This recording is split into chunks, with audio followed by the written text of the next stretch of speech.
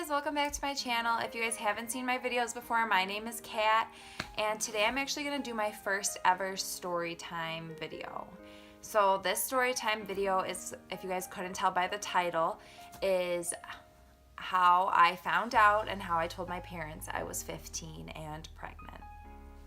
Okay, so I'm just going to kind of dive right in because I don't want this video to be 45 minutes long, which I feel like if I start rambling, it could be an hour and a half, and we don't need that. So when I was 14, my parents, we used to live in Minnesota, and my parents told me that we were moving to New York. We moved down to New Rochelle, New York, which is down in Westchester County, kind of near the Bronx, if you don't know the New York area. So that was in 2009. My dogs are going nuts over there. I wasn't super excited to move, but I wasn't really devastated either. I was in 9th grade, so I moved in the summer between 9th and 10th grade, so it was kind of a hard time to move in the middle of high school. But so when we moved in the summer, I turned 15, and that's December, when we had the first December in the new house in New Rochelle, I started dating a boy. We'll call him Bob. He will remain unnamed, so we'll name him Bob.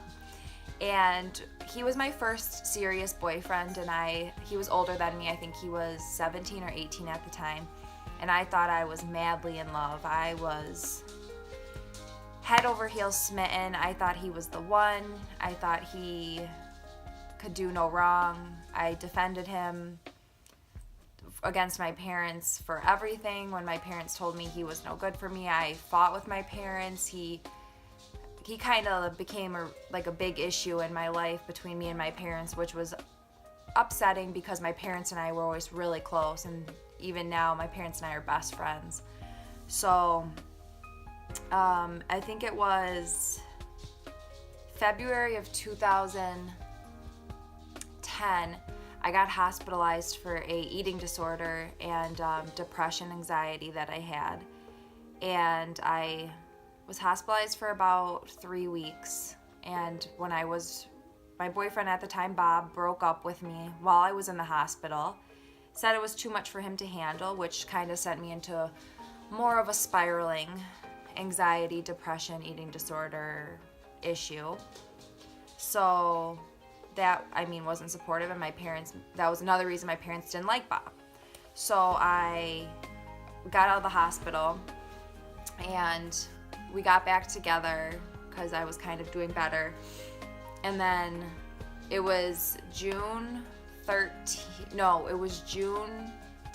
when I found out. So I went to the doctors, and I wasn't feeling any different or any weirdness or anything. But I went to my OBGYN because I was on birth control. I was on the pill, and I was taking it every day.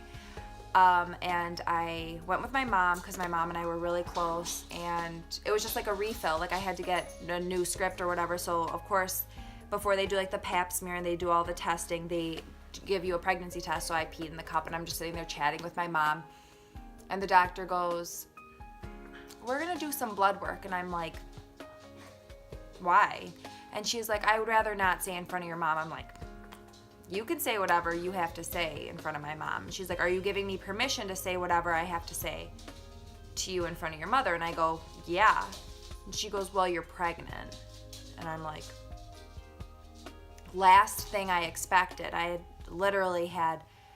knew I was sexually active, but I had no idea that I was pregnant. And so from there, they did blood work, and my levels were high, which confirmed the urine test that I was pregnant.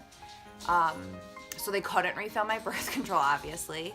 So then from there, a week later, they sent me for an ultrasound, and they did the ultrasound, and I found out I was 4 months along. I was pretty far along in my pregnancy when I found out, and that was days. I found that out 3 days before my 16th birthday. So I was 15 and pregnant. So the doctor pretty much told my mom for me. And then at the time, my dad wasn't working, and my mom has not really worked in her life either. And they have some issues that I won't get into. So we were struggling for our income. We were below the poverty line. So I had to apply for Medicaid and food stamps and welfare and, WIC, which is like Women, Infants, Children, that will supply food for a pregnant woman and food for the baby when the baby's born, formula if I can't breastfeed, stuff like that. So I was living on welfare, and I went to WIC to start the process of filling out all of the paperwork. And this was like I would say like 2 weeks after I found out I was pregnant. So 2 weeks later, 2 weeks go by, WIC calls my house phone, and my dad answers, and they go, "Is Catherine there?" And he goes, "No, can I ask what this is regarding?" And they go, "Yeah, we need to talk to her about her prenatal care." And my dad hung up the phone. So the WIC office told my dad that I was pregnant. I didn't get a chance to even tell him I was pregnant. My mom was not upset that I was pregnant. She was more concerned about my schooling, my education, my future. But she wasn't angry or upset. She loves children, and she knew that we would get through it and that we would have this baby, love this baby, raise the baby, and that everything would be okay. She comforted me from the second I found out. She said, "Everything is going to be just fine. This is going to be just fine. This is just going to be a new addition to our family." My mom was very supportive. My dad was very supportive as well. Very religious family I'm from, so abortion was not an option. Adoption wasn't an option either. We knew that this little one was meant to be ours, and I think the hardest thing for my dad was he cried for like about a week, and he couldn't look me in the eyes because I'm the youngest of 4 children. So in his eyes, I'm his baby, and he did the math in his head. I was 15 when I got pregnant. So I think him knowing that my innocence was gone, I think it crushed him, and I think he was also angry with who I was pregnant with, like the boy Bob that I was with, because he knew he wasn't a good person, and I didn't see that at the time because I feel like I was really naive, and you think you have the world figured out when you're 15, but you really don't. And Bob completely proved my parents to be right, and is no longer in Brooke's life. Brooke is the baby that I had at 16 when I gave birth.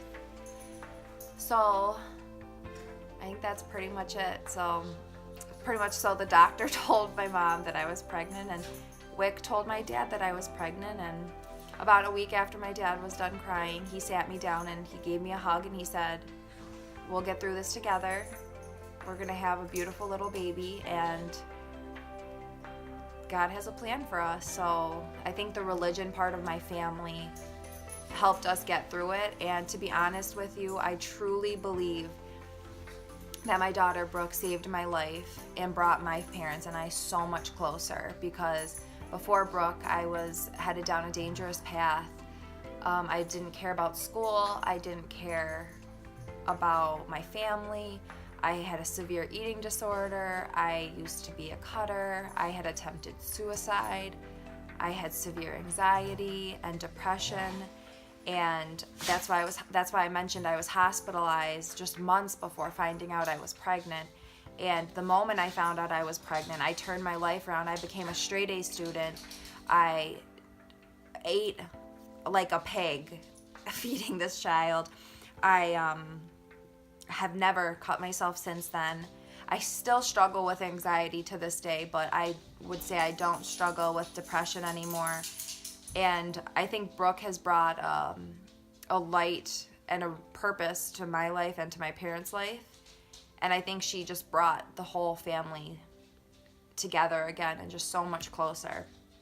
And I truly, truly believe that everything happens for a reason, and that there's no mistakes or oops. She was not a mistake. She was not an oops. God had a plan, and God sent her to me just as my life was supposed to play out, and just as Brooke's life was supposed to play out. On my end, I might have made an irresponsible decision and was not careful enough with birth control at a young age, but I wouldn't take it back for anything. I wouldn't change a thing. It's my life, and I can't picture not having Brooke and not being a mom at a young age. So that is my first story time. I hope you guys liked it. I have many more to come. I have another son I could talk about, my labor stories. Leave in the comments below what you guys want me to talk about. If you guys are interested in labor and delivery, my blood disorders, my experience in a psychiatric unit at a young age, just leave it below. I have so much that I've gone through, good and bad and ugly and beautiful. Just, I have so much I can talk about. So please comment below and let me know what you guys think. And don't forget to like and subscribe. And thank you guys so much for watching. I appreciate every single one of you watching. I never thought in a million years I would get 10 subscribers, and I'm already at like 400, and it just blows my mind. So the fact that people are out there actually watching my videos and subscribing and commenting and actually gaining something from my videos is amazing. So thank you so much. Have a great day, you guys. Bye.